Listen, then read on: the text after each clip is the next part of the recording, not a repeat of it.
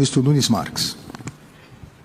Senhor presidente, ministro Alexandre de Moraes, ministra Carmen Lúcia, senhores ministros, ministra Maria Cláudia Buchianeri, eminente vice-procurador-geral eleitoral, senhores advogados, servidores, estudantes do curso de Direito do Centro Universitário para Desenvolvimento do Alto do Vale do Itajaí, Rio do Sul, Santa Catarina, meu bom dia a todos.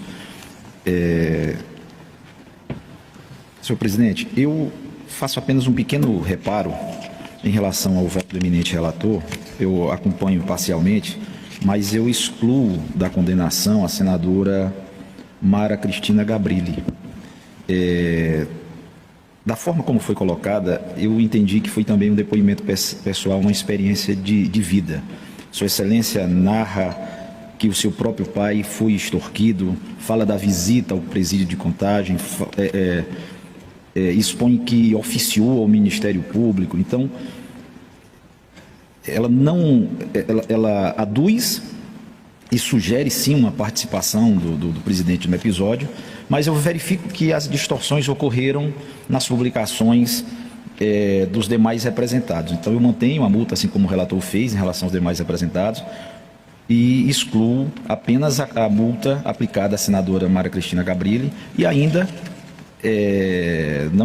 não perdendo de vista também a condição que Sua Excelência tinha na época como senadora da República, né?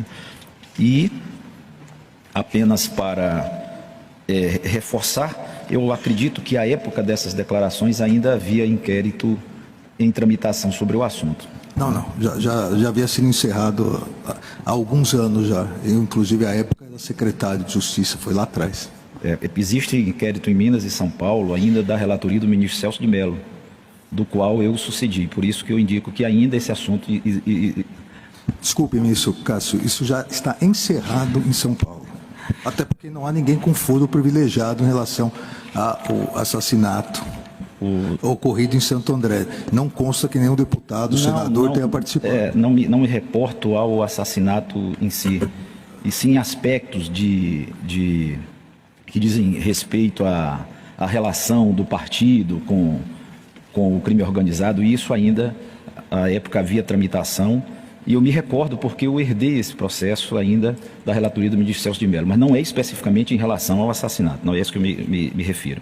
Então, como foi um depoimento pessoal, se colocando dentro da situação, eu entendo que, nesse caso, esse aspecto deve ser sopesado de uma forma diferente. Então, esse pequeno reparo que eu faço em relação ao voto do relator, mas mantenho a multa em relação aos demais e, diante também da clareza do que foi exposto pelo relator, houve uma assertiva dos outros representados de uma forma mais contundente e não margeante, como fez a senadora, em relação à participação do presidente no episódio. É assim que voto, senhor presidente. Obrigado. O ministro Nunes Marques acompanha parcialmente o eminente relator, excluindo a multa dada à senadora Mara Gabrilli. Como vota o ministro Benedito Gonçalves? Obrigado, presidente. Cumprimento Vossa Excelência, presidente desse tribunal, ministro Alexandre de Moraes, bem como ministra Carmen Lúcia, ministro Nunes Marques, ministro Raul Araújo, ministro Carlos Robá, ministro Maria Cláudia, Ministério Público e advogados. Saudação especial também aos estudantes do curso de Direito do Centro Universitário para o Desenvolvimento do Alto do Vale do Itajaí, Rio do Sul, Santa Catarina. Sejam bem-vindos. Com relação ao voto, peço máxima vênia ao relator, mas acompanho a divergência inaugurada pela ministra Maria Cláudia. Venha também ao ministro Nunes Marques. Agradeço, ministro Benedito Gonçalves. Ministro Raul Araújo. Bom dia, senhor presidente, senhoras ministras Carmen Lúcia e Maria Cláudia Buchianeri, senhores ministros, senhor vice-procurador-geral eleitoral, senhoras e senhores advogadas e advogados, por todos refiro ao doutor Sérgio Banho, que acompanha essa nossa sessão. Também cumprimento os estudantes do curso de Direito do Centro Universitário para o Desenvolvimento do Alto do Vale do Itajaí, Rio do Sul, Santa Catarina. Todos muito bem-vindos, que tenham uma sessão proveitosa para os seus estudos. Cumprimento os advogados, doutor Ademar Aparecido de Costa Filho e doutor Tiago Rocha Domingues, pelas sustentações que apresentaram e contribuíram para o melhor esclarecimento dos fatos. Entendo que o voto do eminente relator faz uma distinção importante entre o mero compartilhamento de matéria de existência verdadeira e casos em que houve distorção acerca desse compartilhamento.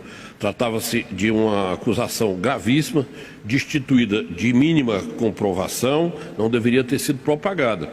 Por isso, eu entendo que Sua Excelência analisa bem o caso, fazendo essas distinções e julgando-o parcialmente procedente. Eu peço vênia para acompanhar o eminente relator.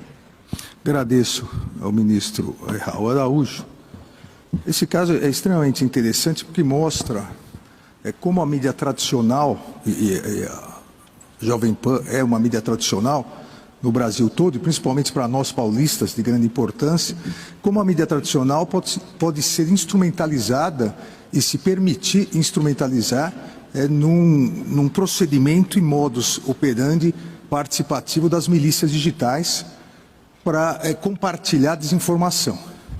Lamentavelmente, isso é fato notório, a Jovem Pan ela se deixou e quis ser utilizada como verdadeiro braço de um partido político. E essa entrevista, que de entrevista não tem nada, sejamos sinceros, foi uma propaganda política negativa.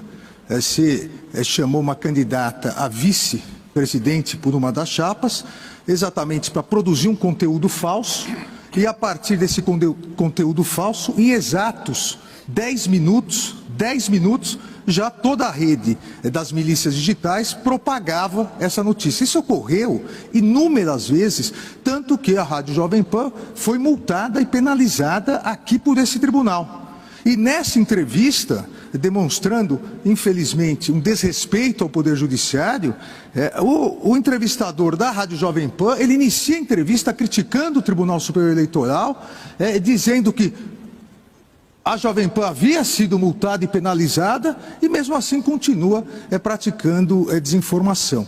Então, o fato, isso foi levantado da tribuna, então é importante colocar para aqueles que nos ouvem, o fato da candidata ser senadora da República, e uma respeitável senadora da República do meu estado, eu tive a oportunidade de participar do mesmo secretariado que a secretária Mara Gabrilli, então secretária, o fato de ser senadora da República não permite praticar desinformação com intuito eleitoral. Naquele momento ela era candidata, naquele momento ela praticava desinformação claramente. E o Supremo Tribunal Federal já decidiu, na ação penal 1044, julgada o ano passado, relacionado ao condenado ex-deputado Daniel Silveira, que a imunidade parlamentar ela não pode servir de escudo protetivo para a prática de atividades ilícitas. O parlamentar, assim como qualquer outra pessoa, ele não pode se utilizar da imunidade para praticar desinformação, para praticar discurso de ódio. Só defende isso com todas as vênias, só defende isso quem não entende absolutamente nada de imunidade parlamentar, nada do surgimento das imunidades parlamentares na Inglaterra, o surgimento para proteger o parlamentar contra o poder abusivo do Estado, não para permitir que o parlamentar pratique crimes, desinformação, discurso de ódio e mais, atente contra o Estado, várias vezes a partir da defesa de atos antidemocráticos. Aqui, com todas as vênias aos posicionamentos em contrário, houve uma instrumentalização reiterada da mídia tradicional para a propagação de desinformação. Nesse sentido, então, acompanho integralmente a divergência, julgando procedente e majorando a multa para R$10 mil. O tribunal, por maioria, julgou procedentes os pedidos formulados na representação, condenando os representados ao pagamento de multa no valor de R$10 mil para cada um, nos termos do voto da ministra Maria Cláudia Bucaneri, que será redatora para o acordo. Galera, se você gostou do vídeo, já se inscreve no canal e deixa o like. Lembrando que todo dia tem vídeo novo aqui no canal. Valeu? Tamo junto!